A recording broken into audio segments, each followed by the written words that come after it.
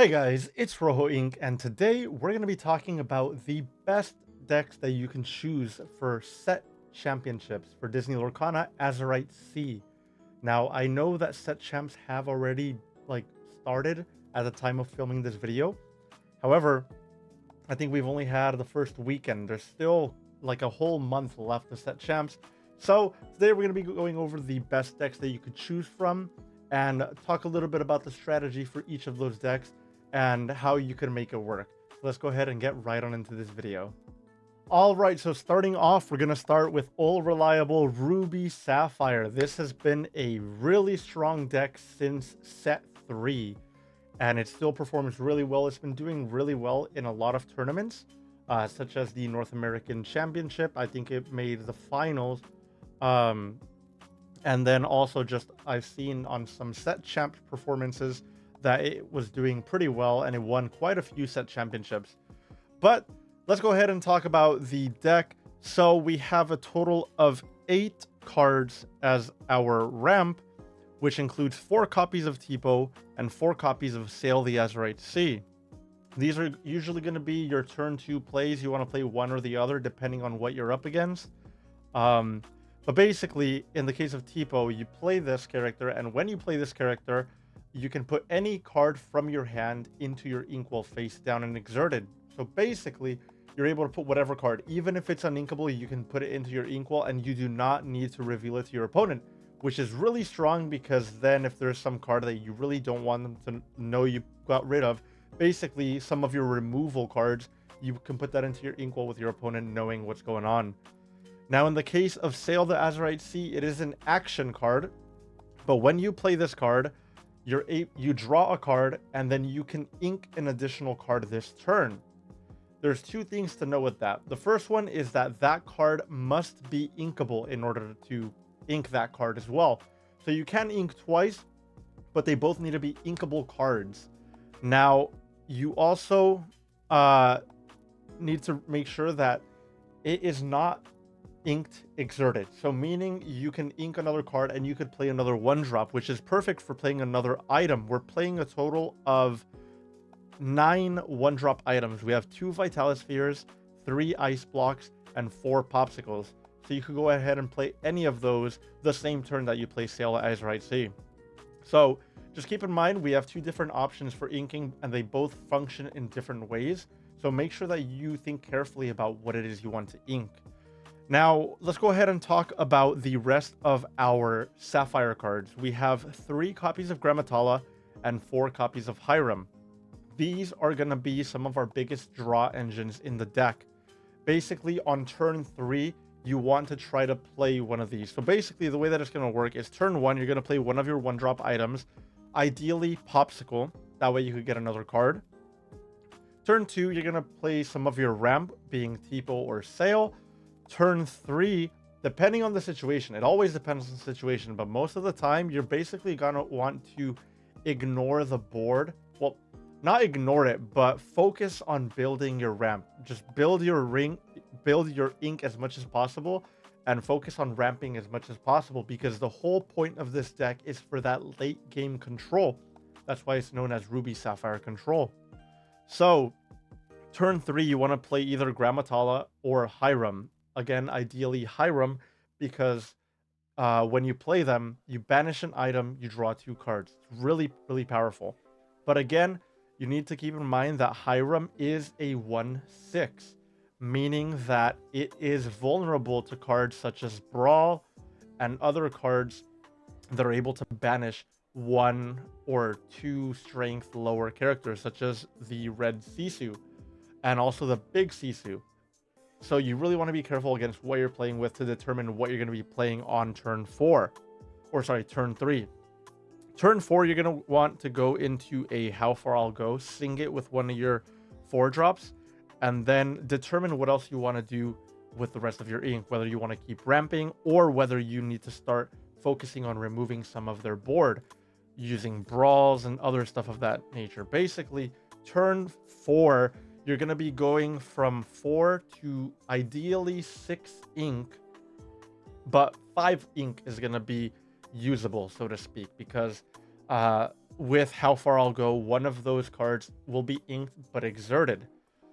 So you have 5 usable ink there, so you can go ahead and start setting stuff up, such as another 4-drop, or if you need some removal, play Sisu, because then the following turn you can play the big Sisu, or other cards such as Vision to draw for more, like seeking more stuff, or setting up some more 1-drop items for when Tamatoa comes in, which leads us to our next point.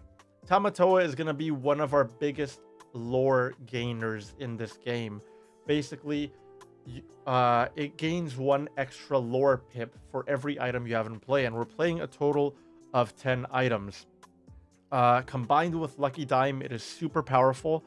Basically, Lucky Dime, you exert the item, you pay 2 ink, and you gain lore equal to one of your chosen characters. So let's say you have 4 items on the board, including Lucky Dime, and you use its effect on Tamatoa, then you would get a total of 5 lore, because we have 1 plus 4 items. You'd gain 5 lore from that, and if your Tamatoa was able to quest that turn as well, ideally you want to quest with Tamatoa first. If you have items in your discard, that way you could bring them back, play it, and then Lucky Dime as well to gain more lore. Going on into our actions, we have 1 copy of Hideaway. This is really good if you're playing, for example, another Ruby Sapphire Mirror. You can hide away their dime, or if you're playing against a deck that has quite a few locations, you can go ahead and hide away their locations. Again, we already went over Sail. Another great deck searcher in this deck is Vision of the Future. Basically, you're going to be looking for all of your cards whenever you need them, such as removal, more ramps, so on and so forth. Vision of the Future is a perfect way of finding what you need. Moving on to the last 3 different cards, we have 3 ice blocks, perfect for pairing with your removal. A lot of the removal in this deck heavily depends on the strength of characters. For example, the little Sisu, you can only banish a character with 1 strength or less. So going ahead and using ice block on something that has 2 strength, or double ice blocking something with 3 strength, you're able to go ahead and use Sisu to banish it. Now, if you do have a small Sisu on the board, by the time you have 6 ink, you are able to play the big Sisu to wipe their board. Again, pairing that perfectly with ice block, really, really strong. We already went over Popsicle, but basically it's just a 1-drop. You play it, you draw a card, and if you need to, you can banish it and heal up to 2 damage from one of your characters. Keep in mind, your characters do not need to have damage to banish this item. It says remove up to 2 damage, so you could remove 0, 1, or 2 damage. So it's a great way of just banishing it, and then questing with Tamatoa, bringing it back, playing it, drawing a card, so on and so forth. And then Lucky Dime, like I said, we already went over that card, really strong. Getting into our Ruby cards, otherwise known as the removal of this deck, we have already talked quite a bit about that 3 strength Sisu, or sorry, the 3 ink Sisu. We do have 2 copies of Maui. I know a lot of decks have been cutting down on Mauis, but I still think it is a very, very strong and powerful card, and it heavily depends on what you're playing against. If they have a big body on the board, Maui is probably one of the best cards to remove that body. We have 4 copies of the 6-cost Maui Half Shark. This is an amazing new card from this set. It's a 7/5 quest for 1, and it has the ability Evasive. Basically, only characters that have the evasive ability can challenge this character. We also have 2 abilities, the first one being Chi Hu. Whenever this character challenges another character, you may return an action card from your discard to your hand, which is precisely why we are running only 2 Be Prepared. Before, you would want to try to run as many as possible, but with Maui Half Shark, you can challenge something, and then it does not need a banish. Keep that in mind. You do not need to banish the opposing character. You just need to challenge it, and then you can go ahead and grab something from your discard. And the other ability is Wayfinding. Whenever you play an action, gain 1 lore. It's perfect for playing stuff such as your brawls, vision, sail, basically any action you have. Also, a Pirate's Life, great for playing that. Basically, you gain 3 lore, your opponent loses 2 lore. So essentially, you're gaining 5 lore in that single 6-cost action. We already talked about the big Sisu, but yeah, it's a shift 6. So usually you're going to want to shift it. But with this deck, you should have like 10 plus ink. So you shouldn't worry that much about being able to shift or not. But it has the ability, I got this. When you play this character, banish all opposing characters with 2 strength or less. Now, our final character that we're going to talk about is Maleficent Dragon. It is a insanely powerful card. It's a 9-cost inkable, 7/5 quest for 2. When you play this character, you may banish chosen character. You can pick any character as long as it doesn't have ward. But yeah, you can banish any character on the board. And it doesn't matter their strength or anything. If it's a threat, you can get rid of it with Maleficent Dragon. Going on to our actions, our Ruby action, we only have 1 regular action. We have some songs, but we have 4 copies of Brawl. It's a 3-cost inkable, banish chosen character with 2 strength or less. Pretty straightforward, really, really strong card, especially if you're going up against some decks, such as Hyper Aggro or Steel Song. We already talked about A Pirate's Life, Be Prepared, pretty straightforward, banish all characters. It's an amazing song. So yeah, banish everything on the board, including your own characters. We have 2 copies of Vitalisphere, which is a 1-cost item. It has the ability, extract of Ruby, I think. You pay 1 ink, you banish this item. Chosen character gains rush and gets +2 strength this turn. Insane, insane card. Basically, you want to play it earlier in the game and then use it later on. But basically, you can give your little Sisu +2 strength and rush. You can give your half shark +2 strength and rush. Same with Maleficent Dragon. So Maleficent Dragon can take out 2 characters in 1 turn, basically. As long as the other character you're targeting is exerted. But yeah, very, very powerful. And with Tamatoa, you're just able to cycle all your items back into your hand and replay them. So let's go on and move to the next deck. Moving on, we are going to be covering Amber Steel songs. Now, I will let you know this is the exact list that I will be playing for one of my set champs this weekend. It is a little bit tweaked and it has some spice in it, but I've been trying it out on a simulator and playtesting with a group of friends, and it is very, very powerful. Keep in mind, you're almost assuredly guaranteed to lose against Ruby Sapphire if you're playing this. But again, one thing to know with all of these decks is try to know the meta of the set champs that you're going to be attending. That is one of the most important things to help you determine what deck you're going to use. If you're going in blind, or no matter where you're going, also pick the deck that you are most comfortable with. That way you know all the lines of it. But let's go ahead and get on into this deck. Most of the cards in this deck are pretty standard. You have quite a lot of singers.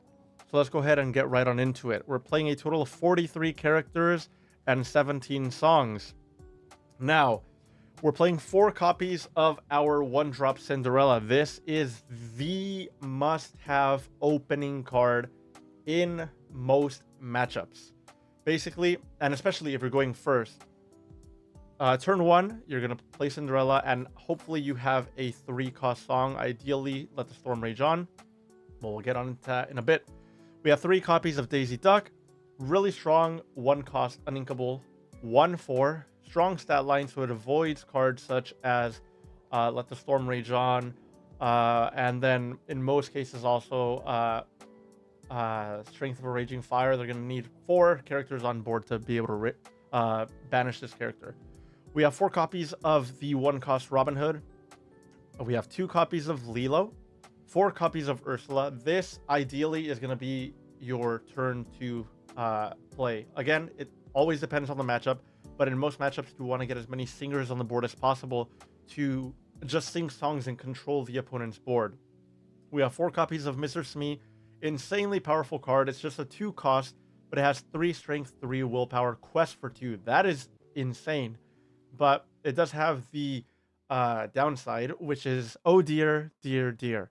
At the end of your turn, if this character is exerted and you don't have a captain character in play, deal 1 damage to this character. The majority of Steel Song decks do not run a character anymore. I remember back in set 1 and possibly set 2, people would run the 1-cost Captain Hook. and that would pair up. Well, this card came out in set 3, but that would pair perfectly. But nowadays, people don't necessarily run captains unless you are running the Piglet package in this deck. Moving on to our 3 costs, we have 4 copies of Ariel, just a broken card, Singer 5. When you play this character, look at the top 4 cards of your deck. You may reveal a song card and put it into your hand, put the rest on the bottom of your deck in any order.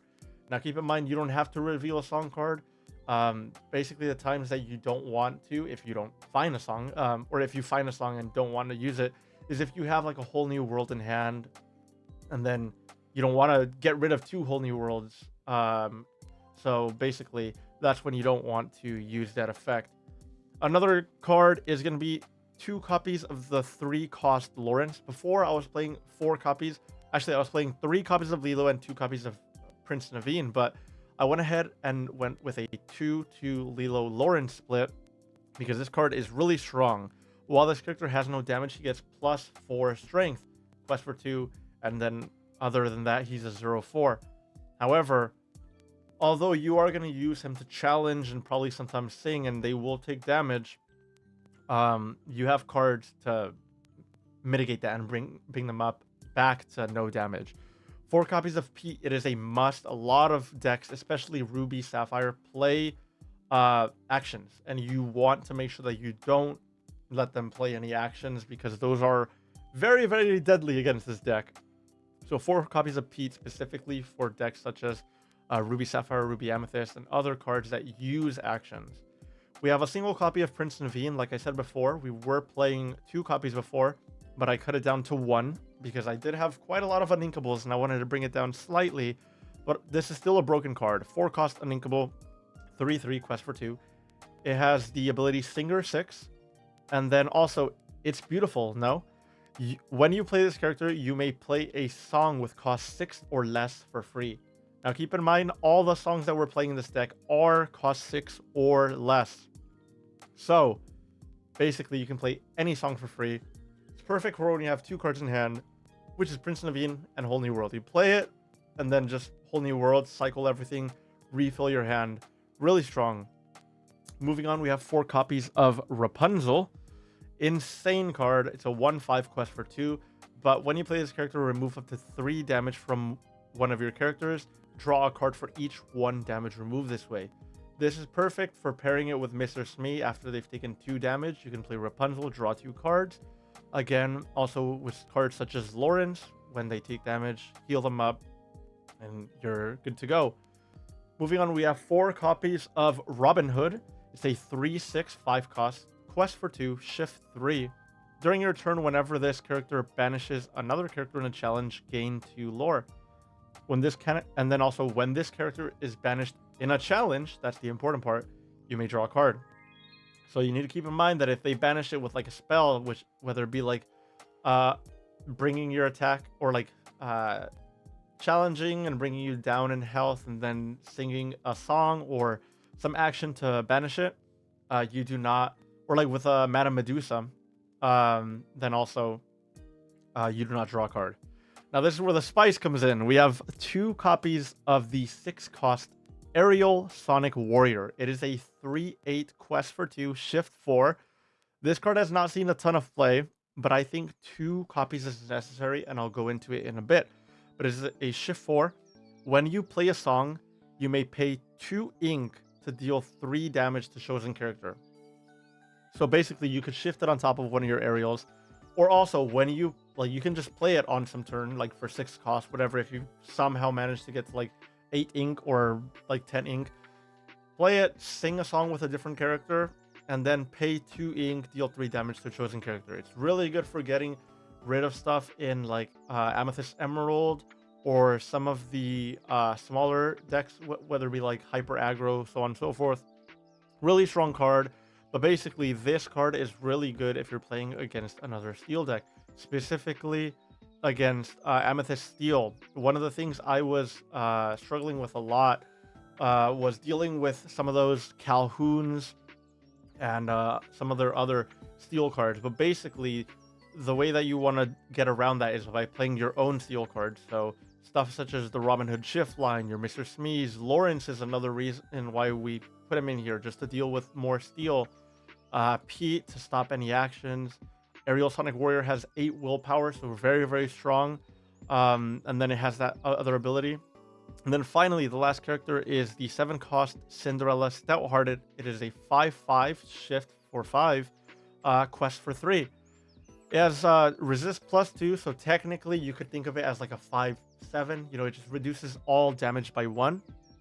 And then it has the ability, the Singing Sword. Whenever you play a song, this character may challenge ready characters this turn. It's perfect for playing against cards that have ward. It's perfect for dealing against Cogsworth in Sapphire Steel and other cards that they don't want to quest with or challenge with.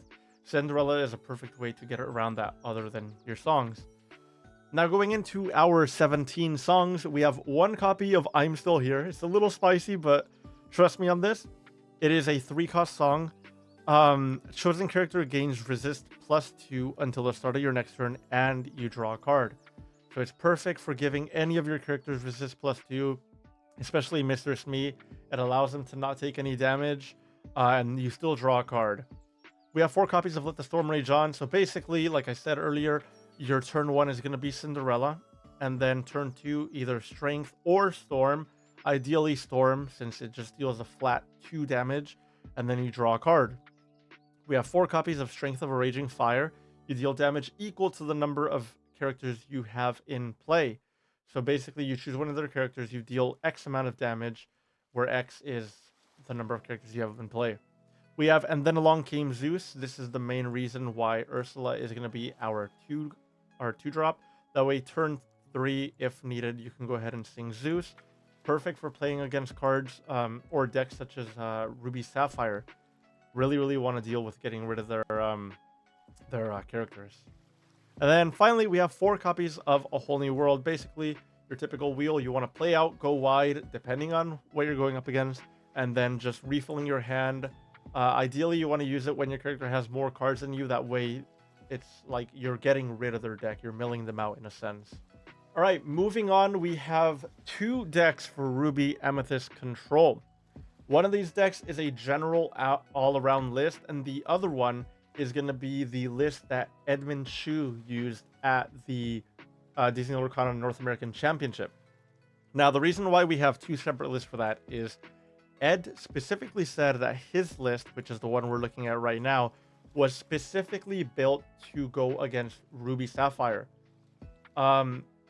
He said that this list does suffer against decks such as Amethyst Emerald and Steel Song, but if you anticipate that there's going to be a lot of Ruby Sapphire at your set champs, this is the list to bring. We're playing a total of 12 1-drop characters. We have 4 Chernobox followers, 4 of the new Diablo, and 4 Magic Room. Basically, these cards just refill your hand. And the reason why we have 12 is because depending on who we're going up against, we want to go wide. Basically, turn 1, you play a 1-drop. Turn 2, play 2 1-drops, or Flynn Rider, or Meta Mim. But yeah, basically, you want to sometimes go wide, depending what you're up against. Specifically, if it's against like Ruby Sapphire, then you want to go wide to just quest out before your opponent can start controlling the board. For our 2-drops, like I said, we have Meta Mim. Snake, we have 4 copies. We have 4 copies of the Flynn Rider, which is at the start of your turn. If you have a character in play with more strength than each opposing character, then you gain 3 lore. Really powerful. Moving on to our 3-drops, we have 4 copies of Meta Mim Fox. It's a perfect character for bouncing one of your characters. So you play it, you return one of your characters to your hand, and then it has Rush. So basically you have an answer for opposing threats. That pairs perfectly also with Merlin Crab. We have 2 copies. It's a 3/3. When you play this character and when they leave play, chosen character gains Challenger +3 this turn, which means they get a +3 strength when they challenge. We have 3 copies of the we have 4 copies of the 3-cost Sisu. It's a 1/4 quest for 2, but this character gains +1 strength for each card in your opponent's hand. So if your opponent has, like, let's say 4 cards in hand, then this card is technically a 5/4.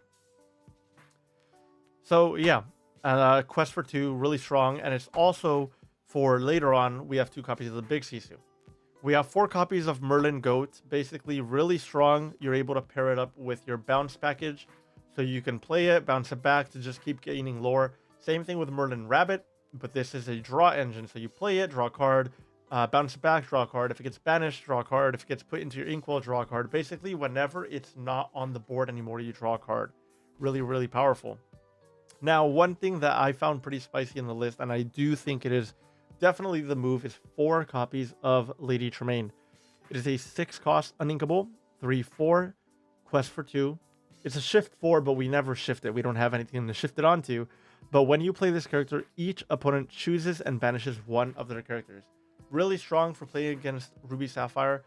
Ruby Sapphire tends to have a lot of big and expensive characters. So a lot of times, especially after like a B prep or something, they're going to play a big character. You answer it with Lady Tremaine. You could bounce it back with one of your bounce package to just keep replaying them. Moving on to our last character, like I said, we have 2 copies of the 8 cost Sisu. We already went over this, but it's basically a board wipe. For our songs and actions, we have 4 brawls. We have a total of 8 songs. We have 4 friends on the other side. It's a 3 cost, draw 2 cards. So you could sing it with a lot of your characters, basically your foxes, crabs, Sisus, and anything above that. You can sing it, draw 2 cards. One of the most important things in this deck is prioritizing draw. Unless you're going up against like Steel Song, then drawing could be a little scary against them because they have wheel. 4 copies of Be Prepared, basically wipe the entire board. And then also 4 copies of the library. This is the card that won Ed the tournament. They played a triple library, and it's hard to get rid of with that 8 willpower. But basically, whenever a character is banished while here, you may draw a card. So perfect for playing all your little characters. Basically play them there, they get banished, you draw a card. So really strong. And let's go ahead and move on to our other Ruby Amethyst control deck. All right, now this deck is still Ruby Amethyst, but this is a more general list for playing more well-rounded against other decks. So we have a lot more cards to deal with. It's not as consistent as the previous list. This previous one was running like 4 copies of everything minus 2 cards. But yeah, for this one, we are playing 8 1-drops, so not 12. We are playing 4 Chernobyls and 4 Brooms. We still have the 4 Snakes, the 4 Flynns, the 4 Foxes. We still have the 2 Merlin Crabs. We still have the 4 Sisus. But in this deck, we are running 3 Genies. It is the new 4 cost uninkable 2/4 quest for 2. When you play this character, draw a card, and they're also evasive. So very hard for some decks to get rid of them because they either need to sing a song or like use an effect to remove it, or basically challenge with an evasive character. We still have the 4 copies of Goat, but now we have 3 copies of Merlin Rabbit. We wanted to substitute the 4th one for a Genie, so we're running 3 Genies, 3 Rabbits. We also have 2 copies of Bell Accomplished Mystic. It is a 5 cost inkable, 4/4 quest for 2, shift 3, but we're not shifting. When you play this character, move up to 3 damage counters from chosen character to chosen opposing character. So really strong for if you challenge with a Genie, a Sisu, Maui, so on and so forth. It takes damage, and you can move up to 3 damage from one character to another. Keep in mind, that damage does not need to move from one of your characters. You can move it from an opposing character onto another opposing character if you believe that that other one is a threat. But yeah, so you could choose any character to remove that damage from and then move it onto a different character, a different opposing character. We have 2 copies of Elsa, the Fifth Spirit. It is a 5 cost, 2/5 evasive with rush. Quest for 1, and it has the ability when you play this character, exert chosen opposing character. Really strong. You can play it, exert it, and then challenge it. So if they play, like especially against hyper aggro or something of that sort, if they play like their 2 cost Pinocchio, that quest for 3, play Elsa, exert it, banish it. Really, really strong card.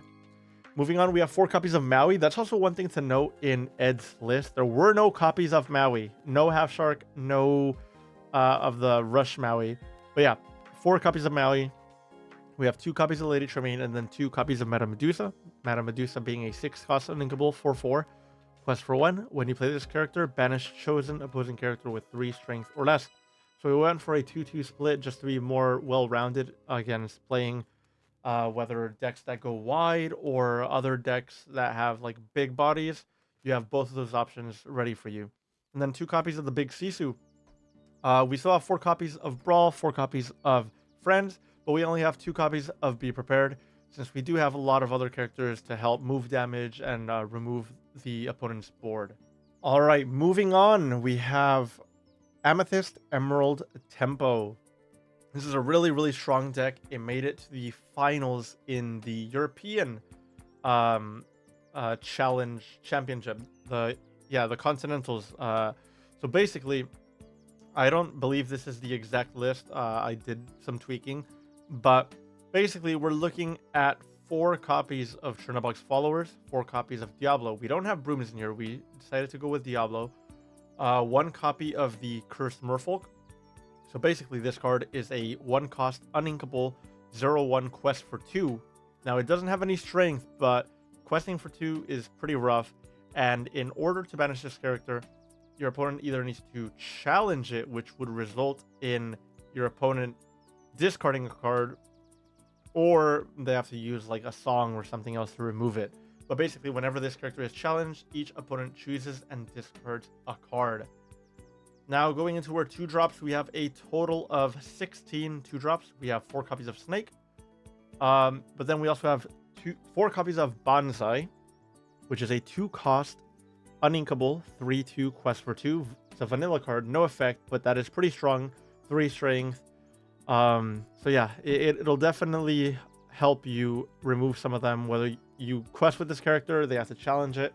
3 strength will get rid of a lot of characters on the board. We have Go-Go Tamago, or Tomago, which is a 2-cost 2/2 quest for 1. Evasive, but this card is the card that wins you games. You don't want to play this card on turn 2 most of the time, because it has the ability Stop Whining Woman Up.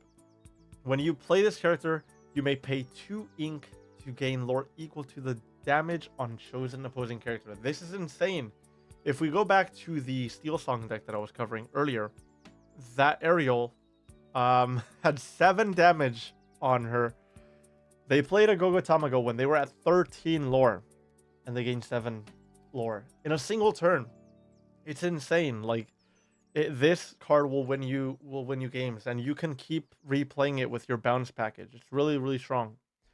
We have 4 copies of Ursula Deceiver, perfect for going up against Steel Song. Basically, whenever you play this character, chosen opponent reveals their hand and discards a song of your choice. So perfect for getting rid of a whole new world and stuff, because you do have a draw engine here. You can use that to your advantage, getting rid of their cards that will refill their hand and just playing out your draw. Really, really strong. We have 4 copies of Fox. We have 2 copies of Merlin Crab. We have 2 copies of the White Rose. It's a 3/3, 3-cost quest for 1. But when you play this character, gain 1 lore. It's similar to Go, except for it does not gain you a lore when it leaves play. Another card that we have is the 3-cost Kit Cloudkicker. It is a 2/2 quest for 1. It has the ability Sky Surfing. When you play this character, you may return chosen opposing character with 2 strength or less to their player's hand. Perfect for getting rid of a lot of Steel Song's singers like Ariel, Ursula, Vanessa, Cinderella. All those cards you're able to return back to their hand with Kit Cloudkicker. Here we are playing 4 genies and 2 rabbits. So yeah, instead of the Ruby Amethyst, we decided to play 4 genies, basically focus a bit more on that evasive package. Then moving on, we have 4 goats, like I said, 2 rabbits. We have 2 copies of Belle. We have 4 copies of Elsa. This is one of our strongest cards, basically pairing it with a lot of our characters, and specifically pairing it with Crab, just exerting their characters and challenging. We have a total of 4 songs. We have 2 copies of Friends and 2 copies of You're Welcome. It is a 4-cost song. Shuffle chosen character, item, or location into their player's deck. That player draws 2 cards. So basically, if they have a big character on board, whether it be like Tamatoa or like a Sisu, so on and so forth, they shuffle it back into their deck, or also like their items like Lucky Dime. They shuffle it and then they draw 2 cards. So it does get your opponent 2 cards if you choose your opponent, but you can also use it to refill your hand a little bit. And then we have 2 copies of the library. Moving on, we have Amethyst Steel Midrange. This is a deck that gave me a lot of problems in the LCQ. In a lot of the side events, it wasn't much, like, I only made it to round 2 in the LCQ, so it wasn't that great. My first game was against this deck, and I did manage to win, but in round 2, I lost in a mirror match. Unfortunately, did not draw any songs, which sucked. But basically, this is a really, really powerful deck. It is probably one of my favorite decks to play. Like in this format, playing against and playing with this deck, it's just a lot of fun to play. But basically, we have a total of 10 1-drops. We have 4 Chernobog's, 4 Diablos, 2 Brooms. We only have 2 Metamim Snakes, but we have 4 copies of Calhoun. It is an insane card. It is a 2-cost uninkable 3/2 resist +1 quest for 1, and it has the ability level up. During your turn, whenever this character banishes another character in a challenge, gain 2 lore. That is insane. It is similar to the 5-cost Robin Hood of Steel Song, but I mean, for a 2-cost, being able to gain 2 lore, and it has resist +1, which means that it survives cards such as Storm, and then like an early Strength as well. Like it'll survive a lot. Very, very powerful card. We have 4 copies of Mr. Smee, 4 copies of Fox. We have 3 copies of Crab as opposed to the 2 that we've seen earlier. We're focusing a lot on those characters that gain you a lore when you play it.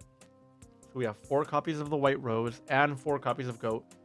We have 3 copies of Pete to avoid actions, which is perfect if you're playing against Steel Song. It really stalls that deck and stops their momentum, because Steel Song heavily relies on their songs to remove like opposing characters.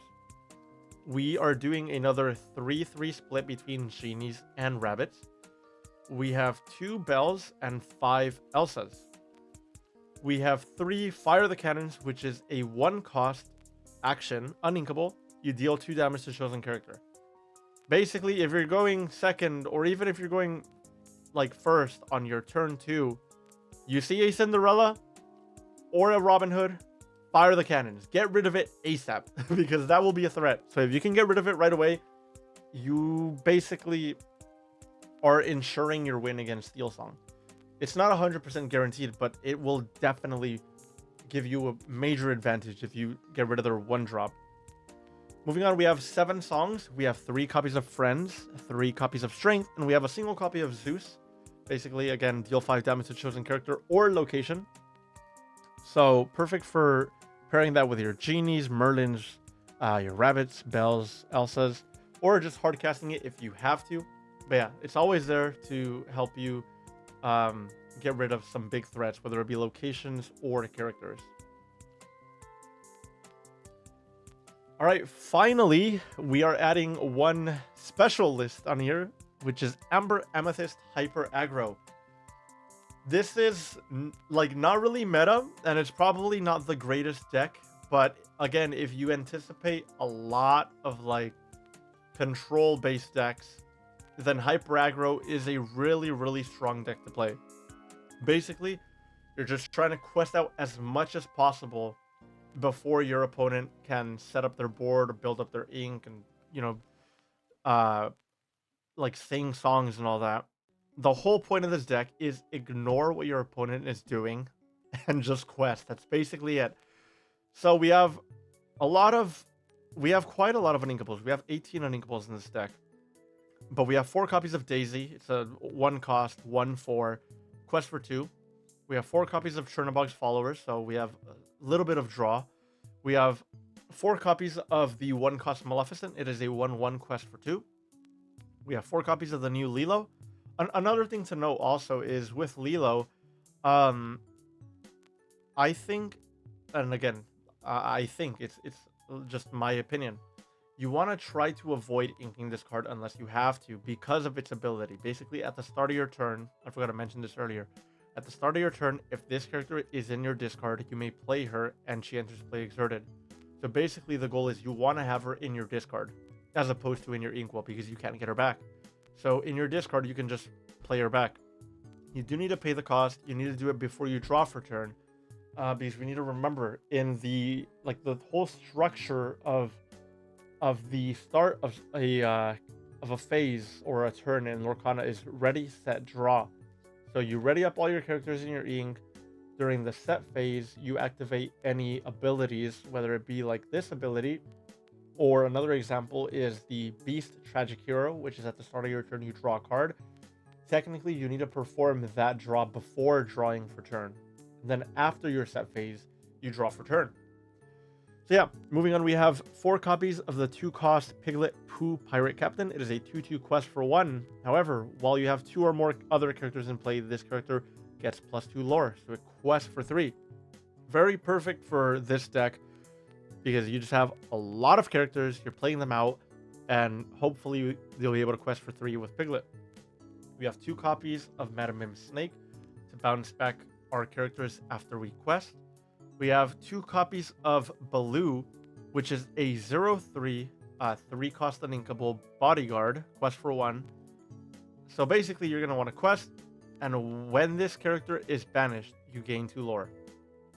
So basically, if you have a lot of characters on board and they're not going to use something like Be Prepared or the Big C-Suit to remove your entire board, if Baloo is exerted, they have to remove your Baloo first if they're going to be challenging. And then when they do, you gain 2 lore, which is really crazy. Moving on, we have a total of 8 of these 3 costs, which is Chip and Donald Duck. And they have a similar ability. When you play this character, chosen character gets +1 lore this turn. Basically, you play it, you give it to another one of your questers, any card really, and you just gain an extra lore. So Piglet can quest for 4, your Maleficents and Daisies and Lilos can quest for 3. Really, really strong. The only difference is that Donald is a bodyguard. So here, if we look at their stats, Donald is a 2/3, while Chip is a 3/3. So Donald is another bodyguard, another way of protecting your characters. Moving on to our other 3 costs, we have Madame Mim Fox. We have 4 copies. We have 3 copies of Magic Carpet. It is a 1/3 quest for 3 vanilla card, but pretty strong. I mean, you play it, and if you're able to quest with it, that's 3 lore in 1 turn. Then you can play Fox or something to banish it or bring it back to your hand. Like I said, we are focusing on lore in this deck. We have 4 copies of the White Rose. We have 4 copies of Merlin Goat. Another card that is pretty spicy, but I think is an awesome card, is the 4-cost Sven. It is a 3/3 quest for 2. When you play this character, you may ready chosen character. They can't quest or challenge for the rest of your turn. So basically, some prime targets for this are going to be your Piglet or any of your other big questers, basically. You're going to ready it up, that way they cannot be challenged. Then again, they can be removed with like songs, so on and so forth, but really good for protecting your cards against stuff such as Madame Mim Fox and other cards that basically have to challenge. For our draw engine, we have a total of 6 cards, so not too much, well, other than Chernobog's. We have 2 copies of Genie, 2 copies of Rabbit, and then we have 2 items. We have Amethyst Chronicon. It is an item, you exert it, each player may draw a card. So you exert it, I can draw a card, your opponent can draw a card. They don't have to if they don't want to. You can exert it and not draw if you want to for some reason, although with this deck you definitely do want to draw because you're playing out your hand over and over again. So you should be running low on cards, so this is a perfect way for refilling your hand. Finally, the last card, we have 4 copies of Gathering Knowledge and Wisdom. It is a phenomenal card from set 5. It is a 2-cost uninkable, gain 2 lore. Pretty straightforward. It helps you win games. You just play it, you gain 2 lore. So in total, cards that give you an immediate lore, like directly, we have 4, 8, 12. 12 copies of play it and you immediately gain lore. Then we have 10 copies. 10? Yeah, 10 copies. 8 copies that indirectly give you lore right away. As long as you have another character in play, you can play Chip or Donald Duck, get another lore. So, again, if you anticipate there to be a lot of like slow playing decks, but like Ruby Sapphire, in some cases, Sapphire Steel,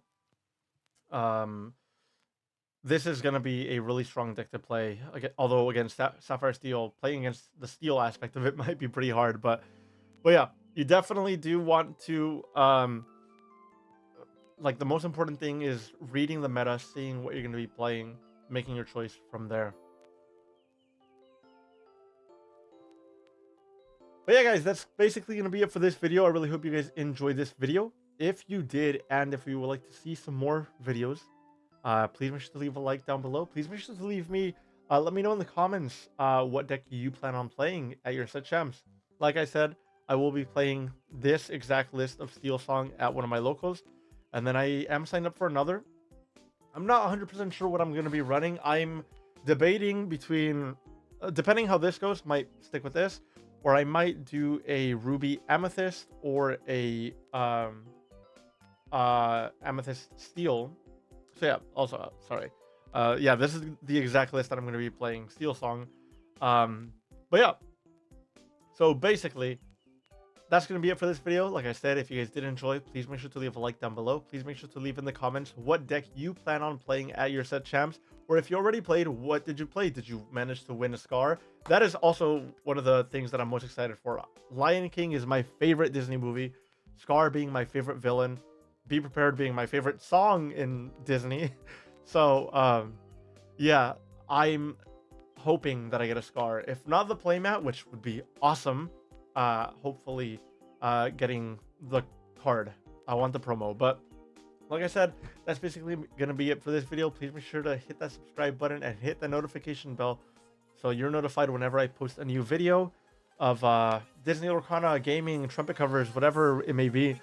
Please make sure to support the channel, and until next time, I'm Rojo Inc., and I'll see you all in the next video. Adios.